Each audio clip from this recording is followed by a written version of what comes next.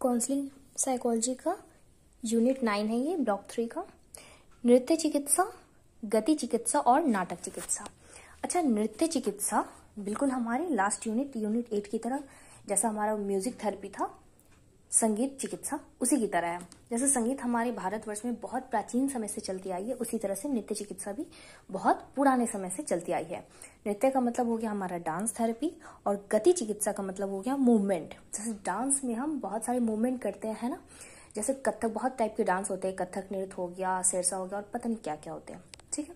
तो इसके थ्रू भी हम अपने इमोशंस, अपनी फीलिंग्स को प्रकट करते हैं। अब आप सोचोगे कि डांस करके या गाना गाकर कोई कैसे करेगा, तो जिस तरह से म्यूजिक थेरेपी थी उसी तरह से नाटक, डांस, है ना, और आर्ट थेरेपी, ये सब भी होती है। तो नृत्य थेरेपी को हम ऐसा समझ सकते हैं, जैसे हिंदू धर्म में 3 देव को माना जाता है, ब्रह्मा विष्णु महेश, त्रिदेव इनको कहते हैं, ठीक है। तो इनका हम एक एग्जाम्पल दे रहे हैं, किसी धर्म का प्रचार नहीं कर रहे हैं। तो जो भी दूसरे धर्म के लोग हैं या हिंदू धर्म के लोग हैं, तो इस चीज को उतना गलत वे में नहीं लेने की जरूरत है, ठीक है। तो महादेव का हम एक एग्जाम्पल लेते हैं। जैसे जब सती ने अपना देह त्याग किया था, ठीक है, उनके पिता के बिन बुलाए वो उनके यज्ञ में चली गई थी, तो उस दौरान उनके हस्बैंड का बहुत अपमान किया गया था, यानी कि महादेव का बहुत अपमान किया गया था, जिसको वो बर्दाश्त नहीं कर पाई, ठीक है। तो इसमें इमोशन पे आप ध्यान देना। तो सती के अंदर कौन सा इमोशन आया, बहुत बुरा फील हुआ, उनको बहुत सैड फील हुआ, ठीक है। लेकिन वो उनके पिता थे, तो उनसे ज्यादा तो बहस कर नहीं सकती, ठीक है, या उनको मारपीट तो नहीं कर सकती, है ना, या उनसे बदतमीजी से तो बात नहीं कर सकती, बस उनको समझा सकती है। पर समझाने से वो समझ नहीं रहे थे, और भी ज्यादा उनका अपमान कर रहे थे, ठीक है, महादेव का। तो उस सिचुएशन में सती ने अपने क्रोध में आकर के क्या किया, उन्होंने अपने शरीर को भस्म कर लिया, ठीक है, अग्नि में अपने देह का त्याग कर दिया। फिर उस टाइम महादेव जब वहां पर आए, तो उनकी अंदर क्या स्थिति थी, वो अपनी पत्नी की मृत अवस्था देख करके उनके अंदर क्या स्थिति आई कि वो बहुत ज्यादा वियोग में चले गए, ठीक है। दुख शोक, जो पिछली यूनिट में हमने दुख शोक के बारे में पढ़ा था, तो उनके अंदर बहुत ज्यादा दुख और पीड़ा से वो भर गए थे, ठीक है। तो वो अपनी सती की उस मृत अवस्था की, वो जो उनका बॉडी था, उनको लेकर के पागलों की तरह एकदम बावले हो गए थे, और वो इधर उधर भटक रहे थे, ठीक है। उनका अंतिम संस्कार नहीं कर पा रहे थे, क्योंकि वो इतनी ज्यादा शोक में थे ना, उस चीज को एक्सेप्ट नहीं कर पा रहे थे कि हाँ, अब सती नहीं रही हमारे साथ, ठीक है। तो उस स्थिति में उन्होंने क्या किया था, बहुत ज्यादा वो तांडव करने लगे, ठीक है, जिसकी वजह से धरती पे असंतुलन होने लगा, ठीक है। तो वो अपने मन की जो भड़ास थी, जो दुख शोक था, वो किसी से कहकर नहीं निकाल पा रहे थे, उस चीज को सामने नहीं रख पा रहे थे। तो उस स्थिति में उन्होंने क्या किया, वो तांडव करने लगे, ठीक है। तांडव भी नृत्य का एक पार्ट होता है, यानी डांस का एक पार्ट है तांडव, ठीक है। तो उसी तरीके से आप कितने सारे सीरियल देखे होगी, जिसमें नाग नागिन जब उनकी कोई इच्छा पूरी नहीं होती, या वो जब कुछ मांगना चाहते हैं भगवान से, तो वो मंदिर में जाकर वो नृत्य तांडव करने लगती हैं, है ना। इसी तरीके से जब एक बार महादेव के पुत्र गणेश का जब शिव जी ने सर काट दिया था, तो कुछ समय के लिए तो वो मृत अवस्था में थे, वो मर चुके थे, ठीक है। बाद में उनका गज का शरीर लगाया, उनका गज का फेस लगाया गया उनको, ठीक है, सर लगाया गया, लेकिन कुछ क्षण के लिए तो वो मर ही गए थे ना। तो उस टाइम पे जब दुर्गा माँ थी, यानी कि हमारी पार्वती जी थी, तो उनके अंदर भी वो जो दुख शोक था, वो उस चीज को एक्सेप्ट नहीं कर पा रही थी कि उसके पिता यानी कि गणेश जी के स्वयं महादेव अपने पुत्र का शीश कैसे काट सकते हैं। तो उस स्थिति में भी पार्वती माँ के अंदर जो गुस्सा, जो क्रोध था, और जो शोक थी, दोनों चीजें थी। मतलब गुस्सा भी था कि आखिर उन्होंने अपने पुत्र के साथ कर कैसे दिया ऐसा, है ना, अपने पुत्र को उनका शीश कैसे काट दिया। और दूसरी उनके अंदर शोक थी कि उनका पुत्र अब नहीं रहा, ठीक है, जो उन्हें बहुत प्यारा था, वो अब नहीं रहा इस दुनिया में। तो उस अवस्था में भी उन्होंने क्या किया, उन्होंने तांडव किया, है ना, तांडव किया, अपने मन की भड़ास थी उसको बाहर निकालने के लिए, खुद को शांत करने के लिए, ठीक है। अब आगे क्या वो तो मतलब हिंदुइज्म के बारे में आप थोड़ा सा पढ़ोगे, या फिर इन सब चीजों के बारे में, देवी देवताओं के बारे में, तो आपको पता चलेगा। तो मेन हमारा कहने का मतलब ये है कि नृत्य भी एक थेरेपी है, जैसे म्यूजिक थेरेपी है, आर्ट थेरेपी है, उसी तरह नृत्य और गति यानी कि डांस एंड मूवमेंट भी एक थेरेपी है, जो हमारे इमोशंस को बाहर निकालने का काम करती है, ठीक है। नृत्य भी अलग अलग तरह के होते हैं, जैसे तांडव, जब हम इंसान बहुत ज्यादा गुस्सा होता है या अपने अंदर की शक्ति को दिखलाना चाहता है लोगों को कि हाँ मैं ये कर सकता हूँ, तांडव से भी बहुत कुछ हो सकता है, जैसे महादेव में दिखलाया जाता है, तो बहुत सारी पावर है। जैसे तानसेन म्यूजिक थेरेपी के थ्रू दीपक जला देते थे, है ना, राग थेरेपी के थ्रू, और वो बारिश भी कर देते थे मेघ सॉन्ग के थ्रू। उसी तरह से नृत्य में भी होता है। तो इसमें बताया गया कि मनोविज्ञान जैसा कि मन और शरीर के बीच का संबंध है, ये सदैव इस बात पर नृत्य थेरेपी या जो भी हमारी नाटक थेरेपी, जो भी ड्रामा थेरेपी, ये बल देती है स्टार्टिंग से ही। अच्छा, इसमें भी ये बात लिखी हुई है कि पुरातन परंपराओं में और हिंदू ग्रंथों में, यानी हम हिंदू ग्रंथ जो भी हैं और उनकी जो पुरानी पुस्तकें हैं जो बहुत सारी चीजों को बताई हुई है, उसमें नृत्य और अन्य कला थेरेपी, म्यूजिक थेरेपी, है ना, संगीत, इन सब की का एक मुख्य स्थान दिया गया है स्टार्टिंग से। और आपके किसी भी धर्म में हो आप, हर धर्म में इस चीज की मान्यता दी गई है। ऐसा नहीं है कि सिर्फ हिंदू धर्म में है, बाकी धर्मों में भी दिया गया, लेकिन हिंदू धर्म में इन सब चीजों की एक विशेष स्थान प्राप्त किया गया है। नृत्य अभिव्यक्ति और प्रकृति से जुड़ाव का साधन है। अब जैसा कि महादेव ने नृत्य करके खुद को शांत किया, तो नृत्य भी जो है और संगीत जो है प्राकृतिक और देवीय चीज है। इसको भगवान और प्रकृति से जोड़ा गया। अब भगवान कौन है? तो प्रकृति ही तो हमारी भगवान है ना, क्योंकि प्रकृति से हमें जल, वायु, जो 5 तत्व से मनुष्य का शरीर बना है, वो 5 तत्व जो है वो प्रकृति का ही तो देन है ना। तो उसी की वजह से जो लोग भगवान को नहीं मानते हैं, उनके लिए प्रकृति उनकी देवी देवता है। ठीक है, तो सांस्कृतिक हिंदू धर्म और जितने भी हमारे ग्रंथ है, प्रथाओं में सांस्कृतिक प्रथाओं का हिस्सा है। जैसे असम का बिहू नृत्य, असम में बिहू नृत्य एक है, वो बहुत ज्यादा फेमस है, जो वसंत के मौसम में उत्साह के जश्न ये सब मनाने में होता है। तमिलनाडु का जो एक नृत्य है वो है पोंगल, ये आपने सुना होगा, पोंगल नृत्य। भरपूर फसल के लिए आभार, जब उनका बहुत ज्यादा खेती हो जाता है तो उसमें वो आभार प्रकट करने के लिए पोंगल नृत्य करते हैं कि मैं बहुत शुक्रगुजार हूं अपनी प्रकृति माँ का कि उन्होंने मुझे इतना ज्यादा फसल दिया। गुजरात का डांडिया है ना, जैसे जेठालाल में दयाबेन डांडिया खेलती रहती है हर वक्त। नृत्य नवरात्र के त्योहार में, विशेषकर नवरात्र में किया जाता है, ऐसे बाकी त्योहार में भी होता है, लेकिन विशेष उनकी जो एक सीजन रहता है वो है उनका नवरात्र। ये सब इस बात का उदाहरण है कि हिंदू धर्म या बाकी किसी भी धर्म में संगीत, डांस, है ना, ये सब चीजों की एक अलग मान्यता और विशेषता है, और अलग अलग धर्मों में अलग अलग तरह से ये चीज प्रकट की जाती है। नृत्य करना ऊर्जा और मूड को अपने मतलब मूड को चेंज करने के लिए करते हैं। अगर बहुत ज्यादा गुस्से में रहते हैं तो हम सॉन्ग सुनकर खुद को रिलैक्स करते हैं, ठीक है, और डांस करके खुद की इमोशंस को बाहर प्रकट करने की कोशिश करते हैं। अब इसमें क्या होता है, शारीरिक गतिविधियों में प्रकट करते हैं। इस अभिव्यक्ति को चेहरे और भौं या उंगलियों जैसे शरीर के छोटे हिस्सों की सूक्ष्म गति या शरीर के बड़े हिस्सों जैसे बाहों या टांगों की वृत्ताकार या किसी विशेष पैटर्न में स्थूल गति या पूरे शरीर को लहराते हुए गोलाकार तरीके में देखा जा सकता है। जैसे इसका मतलब ये है कि जैसे मूवमेंट, हम डांस किसको कहते हैं, हाथ को, पैर को, गले को, या समटाइम फेशियल एक्सप्रेशन देते हैं ना, जिससे पता चल रहा है कि हाँ ये इंसान जो है ये डांस के थ्रू क्या दिखलाना चाहता है ना। तो उस चीज के लिए हम अपने बॉडी, ये जो आईब्रोज हो गए, फेशियल जो हो गए, मसल्स, ये सब छोटे छोटे चीज में आएंगे। और जो हमारी बाहें हो गई या पैर हो गया, है ना, और जो हमारी बॉडी मूवमेंट होती है, जैसे कमर हो गया, हम किसी डांस में, है ना, उसको मूव करते हैं, तो वो एक होती है बड़ी स्थिति, यानी बड़ी गति में उसको प्रकट करते हैं। यदि इस गति को निर्देशित किया जाता है तो गतियों या विकल्प चिकित्सक का हो सकता है, अथवा मुक्त प्रवाह होने पर यह नर्तक या विकल्प हो सकता है।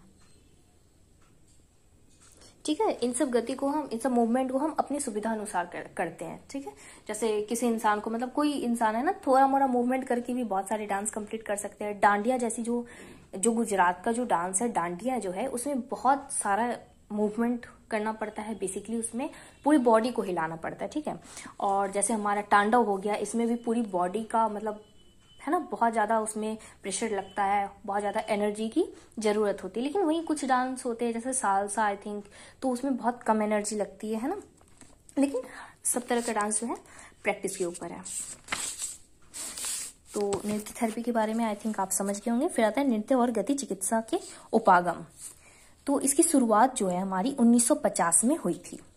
यह माना गया है कि नृत्य और विभिन्न प्रकार की गति रूपों के माध्यम से होने वाला व्यक्ति का रचनात्मक अन्वेषण और व्यक्तिगत अभिव्यक्ति उपचार को सृजित करता है।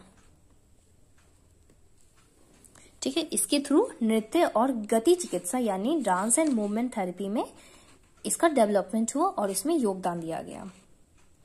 चिकित्सकीय प्रयोजनों के लिए नृत्य का उपयोग सबसे पहले मरैन चेस द्वारा किया गया था। मन प्रभावी औषधियों के प्रचलन से पहले उन्होंने सिजोफ्रेनिक और आत्मघाती रोगियों के साथ काम करते हुए अपनी चिकित्सकीय रणनीति विकसित की। ठीक है, स्किज़ोफ्रेनिया जो मेंटल डिसऑर्डर की एक बहुत ही जो बोलते हैं ना बहुत ही खतरनाक टाइप वाला आपका डिसऑर्डर है, और आत्मघाती यानी कि खुद को हार्म करना, इन सब जैसे डिप्रेशन हो गया। डिप्रेशन का भी जो हमारा फाइनल वाला होता है माइल्ड वाला, और फर्स्ट जो थर्ड स्टेज होता है ना जिसमें हम खुद को भी हार्म कर सकते हैं दूसरों को भी, तो ये वाला जो स्टेज होता है बहुत ही खतरनाक टाइप का होता है जिसमें हमें मेडिकल ट्रीटमेंट की जरूरत होती है। तो इन सब चीजों का विकास हुआ था। ठीक है, फिर नृत्य और गति चिकित्सा DMT की विभिन्न तकनीकों को देख लेते हैं। इसमें पहला आता है चेस उपागम, फिर दूसरा आता है फ्रॉइड का उपागम, तीसरा आता है विनिकॉट का उपागम, फिर आता है प्रमाणित गति। तो चेस उपागम क्या है? इस उपागम का नाम मैरियन चेस के नाम पर रखा गया है। मैरियन चेस के नाम पर इस चेस का नाम रखा गया है, जो नृत्य चिकित्सा में अग्रणी थे। मैरियन चेस जो है वो नृत्य चिकित्सा में बहुत ही निपुण थे। चेस का उपागम शरीर कार्रवाई, प्रतीकवाद, गति, समानुभूति और लयबद्ध समूह गतिविधि जैसे हस्तक्षेपों का उपयोग करता है। ये गतिविधियां भीतरी भावनाओं की गैर मौखिक अभिव्यक्ति को बढ़ावा देने और संचार को सुगम बनाने के लिए उपयोगी है। मरियम चेस के उपागम का विशिष्ट तो मरियम चेस का कहना है कि ये जो हमारी जो डांस थेरेपी है ये हमारे गैर मौखिक अभिव्यक्ति को जो है वो बढ़ावा देने का काम करती है। ठीक है, फिर फ्रॉइड का उपागम। तो सिगमंड फ्रॉइड महान कलाकारों में से एक हैं। उनका कहना है कि कलाकारों के काम को उत्तराधिकरण नामक रक्षा तंत्र के उपयोग की अभिव्यक्ति के रूप में वर्णित किया। अचेतन यानी कि अचेतन यौन इच्छाओं और संवेगों को रचनात्मक और स्वीकार्य तरीके से व्यक्त किया जाता है। फ्रॉइड का उपागम सुधारीकरण की तकनीक का उपयोग करता है। सुधारीकरण मुक्त साहचर्य के समान है। ठीक है, मुक्त साहचर्य के समान है। इससे क्लाइंट को अपनी प्रतिक्रियाओं में सहज बनने मतलब निपुण बनने और प्रतिक्रिया के पुराने ठेठ तरीकों से दूर जाने में सहायता करती है। जैसे किसी चीज को करने का उसका जो तरीका था पहले खराब था, उसमें सुधार लाने की कोशिश करती है। जैसे बहुत तरह के डांस होते हैं, रोमांटिक डांस भी होता है ना, कपल लोग जिस तरह से करते हैं, या फिर कुछ पूजा पाठ भक्ति सॉन्ग भी होते हैं, उस पर भी नृत्य होते हैं अलग अलग तरह के। तो लोगों का मूवमेंट जो होता है डांस के प्रति वो उनकी भावनाओं को व्यक्त करता है कि इंसान अभी कौन से मूड में है ना, उसका मन जो है अभी कैसा है। फिर तीसरा आता है विनिकोट का उपागम। खेल और कल्पना तकनीकों में विनिकोट का योगदान DMT के लिए सबसे महत्वपूर्ण रहा है। विनिकोट कहते हैं कि कला और नृत्य अभिव्यक्तियों के माध्यम से व्यक्ति अपने जीवन में मूल्य के बोध में वृद्धि महसूस करते हैं। ठीक है, किसी चीज का क्या इम्पोर्टेंस है उनकी लाइफ में या दूसरों की लाइफ में, इस चीज को समझने में उनको सहायता मिलती है। विनिकोट झूठे आत्म के बारे में बात करते हैं जो कि व्यक्ति का बाहरी आत्म है। ठीक है, हम जो बाहर से दिखाते हैं वो एक्चुअल में हम हमेशा तो होते नहीं। जैसे बाहर में हम अंदर से बहुत ज्यादा टूटे हुए हैं, बहुत ज्यादा सैड है, ठीक है, या किसी बात को लेकर के बहुत ज्यादा परेशान है, लेकिन अब कोई आपके यहाँ कोई गेस्ट आ गया, ठीक है, या मान लो कोई ऐसा मतलब आप कोई अजनबी से बात करे तो उसको क्या बताओगे कि आप कितने ज्यादा परेशान हो, दुखी हो? नहीं ना, हम उसके सामने हंसकर अच्छे से बात करते, बहुत पोलाइटली बात करते, ठीक है। तो हमारा जो बाहरी जो हमारा शरीर है या हमारा जो आत्मा है, आंतरिक अलग होता है और बाहरी अलग होता है। हम अंदर से जो महसूस करते हैं हमेशा हम उस चीज को सबके सामने या किसी भी इंसान के सामने या बाहर व्यक्त नहीं कर सकते, ठीक है। तो विनीकोट का मानना था कि जो हमारी आंतरिक चीजें उन चीजों को बाहर रखना चाहिए। हमारे जो झूठी संवेग है यानी झूठी इमोशंस है, जो हम लोगों को दिखलाना चाहते हैं कि नहीं भाई हम ऐसे हैं, हम बहुत खुश मिजाज हैं, हम हमेशा खुश रहते हैं, मुझे दुख ही नहीं होता, ठीक है, या मुझे किसी बात से फर्क ही नहीं पड़ता, तो ये एकदम झूठा इंसान होता है। इस टाइप का इंसान, हर इंसान को फर्क पड़ता है, किसी न किसी चीज से फर्क पड़ता है, ठीक है, और हर इंसान डरता है। फिर आता है प्रमाणित गति। मैरी व्हाइट हाउस इस चिकित्सा की अग्रणी थी। मैरी व्हाइट हाउस जो थी वो इस चिकित्सा की गृहिणी थी, यानी कि प्रमाणित गति की, जो कि नित्य गति से निकली थी।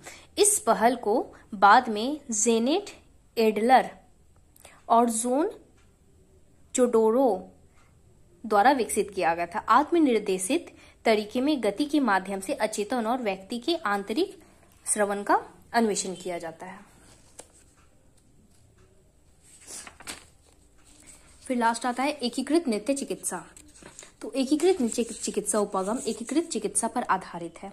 इसका कुछ जर्मन देशों में उपयोग किया जाता है। ये जर्मन देशों के लिए होता है, मतलब समटाइम्स आप भी यूज करते हो, ऐसी कोई बात नहीं है। इस उपागम में चेस, व्हाइट हाउस और लिलियन की संकल्पनाएं एकीकृत है। यह नृत्य चिकित्सा के अग्रणी त्रुटि स्कोप के व्यवहारिक कार्य का भी उपयोग करता है। इस उपागम के कुछ महत्वपूर्ण घटकों में जीवित शरीर की संकल्पना, नृत्य की त्वरित प्रस्तुति और नृत्य संयोजन शामिल है, ठीक है। तो फिर आता है नृत्य और गति चिकित्सा की मूलभूत संकल्पनाएं।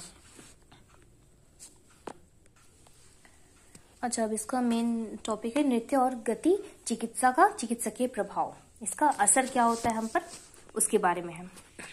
अच्छा, ये जो DMT लिखा हुआ है, DMT का मतलब यही है डांस एंड मूवमेंट थेरेपी, ठीक है, इसका शॉर्ट फॉर्म लिखा हुआ है।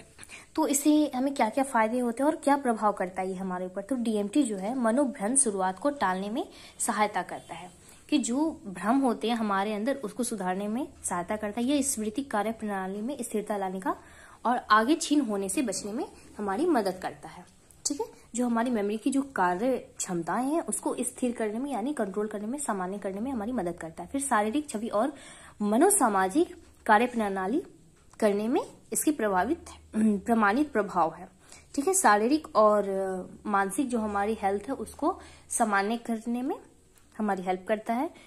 DMT से रोगी यानी डांस एंड मूवमेंट थेरेपी से रोगी जो है तनाव का बेहतर प्रबंधन कर पाते हैं और खान पान विकारों के बारे में जागरूकता विकसित कर पाते हैं, यानी ईटिंग डिसऑर्डर जो है उसके बारे में भी जागरूक होते हैं और स्ट्रेस मैनेजमेंट के बारे में भी जानते हैं और इससे खुद को विकसित कर पाते हैं। नृत्य चिकित्सा दीर्घकालिक थकान, सिंड्रोम, मनोविकृति, इन सब, स्क्रिजोफ्रेनिया, इन सब में बहुत ज्यादा अवसाद यानी कि डिप्रेशन, इन सब में बहुत ज्यादा प्रभावी साबित हुई है, ठीक है। स्क्रिजोफ्रेनिया, थकान हो गया, इन सब में बहुत ज्यादा प्रभावी हुई है। इसे मस्तिष्क चोट और पार्किंसन रोग के रोगियों में समन्वय और संतुलन बढ़ाने में सहायता मिला है। यार माइंड में किसी को चोट लग जाता है, दिमागी चोट होता है या कोई एक्सीडेंट वगैरह से आपको चोट लग जाता है, तो उन सब चीजों में भी बहुत ज्यादा हेल्पफुल साबित हुआ है। फिर उच्च रक्तचाप यानी कि हाई ब्लड प्रेशर रोगी को भी इस चीज से राहत मिली है, इस थेरेपी से, यानी डांस थेरेपी से, ठीक है। कई बार कुछ ऐसी बीमारियां होती है जिसमें मतलब लोगों को कहा जाता है, जैसे मेडिटेशन हो गया और योगा हो गया, ये जो दो चीजें हैं ना, ये हर किसी के लिए फायदेमंद साबित होता है, ठीक है। मतलब किसी ऐसे मतलब जो रोगी होते हैं उनको डांस या मतलब ऐसा ब्लड प्रेशर जैसे हाई हो वैसा काम करने के लिए मना किया जाता है, जिसकी वजह से उनको प्रॉब्लम होने लगती है, ठीक है। तो उनको योगा जो है और मेडिटेशन, इनसे हर तरह की प्रॉब्लम का सॉल्यूशन निकाला जा सकता है। जैसे आप बहुत ज्यादा स्ट्रेस में हो उस टाइम पे भी ये काम करती है, लेकिन डांस थेरेपी जो है बहुत कुछ चीजों में काम करती है। मतलब हर चीजों के लिए सही भी नहीं है, लेकिन बहुत ज़्यादा आप रिलीफ महसूस करते हैं, इसलिए अलग अलग तरह का डांस करने का सुझाव दिया जाता है इन थेरेपियों में। बच्चों के सामाजिक कौशल में सुधार होता है, ठीक है। बच्चों का जो समाज के को लेकर उनकी जो भावनाएं हैं उन चीज़ों में बदलाव देखा जाता है। जैसे कुछ बच्चे होते हैं मारपीट या है ना, हर चीज़ से चिढ़ते रहते हैं कि ये ऐसा क्यों है, ये ऐसा क्यों, ये मेरी बात नहीं मानता है ना, लोगों को चीज़ों को कंट्रोल करना चाहते हैं, तो उन चीज़ों में भी उनकी हेल्प करता है। और आक्रामक व्यवहार कम करता है, यानी कि उसमें गुस्सा क्रोध जो ज़्यादा रहता है उसमें उसको कम करने में हेल्प करता है डांस थेरेपी, ठीक है। डांस या मूवमेंट थेरेपी यह युद्ध से पीड़ित बच्चों में बेहतर समायोजन में भी, वही लड़ाई झगड़े वाले बच्चों में भी कंट्रोल करने की कोशिश करता है, ठीक है। तो अब हमारा आ गया नाटक चिकित्सा का परिचय, यानी ड्रामा थेरेपी क्या है। नाटक चिकित्सा एक अन्य निर्देशित थेरेपी है जिससे हमारे संवेगों यानी इमोशंस और फीलिंग्स को व्यक्त करने यानी दिखलाने के लिए व्यक्ति की हेल्प करता है।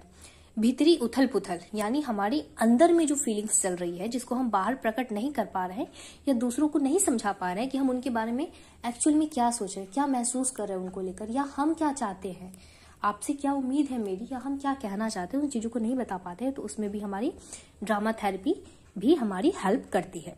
राष्ट्रीय नाटक चिकित्सा संघ बहुत तरह के ड्रामा होते हैं, ठीक है। नृत्य चिकित्सा, डांस थेरेपी और म्यूजिक थेरेपी, आर्ट थेरेपी की तरह भी ड्रामा भी बहुत तरह के होते हैं। जैसे आप कभी देखोगे कठपुतलियों का ड्रामा होता है ना, उसके थ्रू भी लोग अपनी बातों को कहना चाहते हैं, या समाज से रिलेटेड कुछ ड्रामा करते हैं, है ना, कि समाज में ऐसी ऐसी चीजें चल रही हैं या कुप्रथाएं कुछ चल रही है तो उसको कैसे रोकना है, वो हमारे ब्रेन पर क्या असर कर रही है, ठीक है। इन सब चीजों के बारे में भी हम नाटक करके, नाटक के थ्रू लोगों को समझाते हैं। जैसे रामायण हो गया, दीपावली के टाइम आप देखोगे रामायण से जुड़ी हुई, या महाभारत, है ना, कि रावण का पुतला जो है वो क्यों जलाया जाता है दशहरे में, इन सब चीजों से रिलेटेड आपको जानकारी देने के लिए भी, शिक्षित करने के लिए भी, यानी कि एजुकेशन के सेशन में भी नाटक का यूज हम करते हैं। तो नाटक चिकित्सा क्या है, इसकी भूमिका क्या रहती है, इसको देख लेते हैं। नाटक चिकित्सा मात्र नाटक या रंगमंच में भाग लेने की तक ही सीमित नहीं है, मतलब नाटक बस एक नाटक नहीं है या फिर उसमें आप पार्टिसिपेट कर रहे हो, इसका ये मतलब नहीं है, ठीक है। इसमें अन्वेषण, अभिव्यक्ति, उपचार, सुधार और कल्याण की दिशा में अभिप्रेरित प्रयास शामिल है। जैसे कि हमने अभी बात की कि ये शिक्षित भी करता है लोगों को, लोगों का कल्याण भी करता है, ठीक है। आपकी विचार जो है इसको बदलता भी है, सुधार भी लाता है, पॉजिटिव विचार भी भरता है, ठीक है। और मनोरोग, मनोविज्ञान, मनोचिकित्सा और नाटक चिकित्सा का ज्ञान और प्रशिक्षण प्राप्त होना चाहिए, ठीक है, कि मनोवैज्ञानिक विकार जो आप में है उससे कैसे आपको निजात मिल सकता है हमारे नाटक थेरेपी के थ्रू। इसके अलावा नाटक में चूंकि संगीत, गीत, नृत्य, लेखन, ड्राइंग आदि जैसी रचनात्मक कलाओं के अन्य रूप शामिल है, इसलिए यह उपयोगी होगा कि नाटक चिकित्सक को अन्य कला रूपों का भी ज्ञान हो। यानी जो नाटक चिकित्सक होंगे, यानी हमारे ड्रामा थेरेपिस्ट होंगे, उनको बाकी और थेरेपी का भी ज्ञान होना चाहिए। जैसे म्यूजिक थेरेपी हो गया, डांस थेरेपी हो गया, है ना, आर्ट थेरेपी हो गया, ड्राइंग थेरेपी हो गया, इन सब के बारे में भी उनको जानकारी होनी चाहिए।